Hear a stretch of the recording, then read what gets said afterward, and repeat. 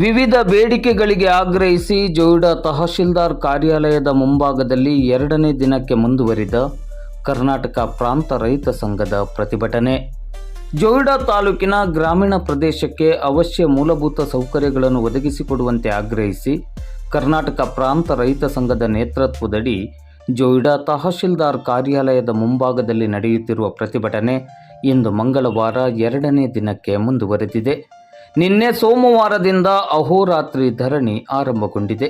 ಸೋಮವಾರ ತಡರಾತ್ರಿ ತಹಶೀಲ್ದಾರ್ ಮಂಜುನಾಥ್ ಮುನ್ನೊಳ್ಳಿ ಮತ್ತು PSI ಮಹೇಶ್ ಮಾಳಿಯವರು ಪ್ರತಿಭಟನಾ ಸ್ಥಳಕ್ಕೆ ತೆರಳಿ ಪ್ರತಿಭಟನೆಯನ್ನು ಕೈಬಿಡುವಂತೆ ಒತ್ತಾಯಿಸಿದ್ದರು.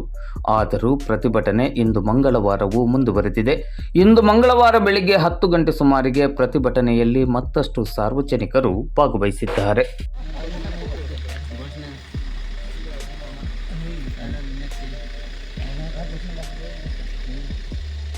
कर्नाटक प्रांत रैत संघ के जयवागली। कर्नाटक प्रांत रैत संघ के जयवागली।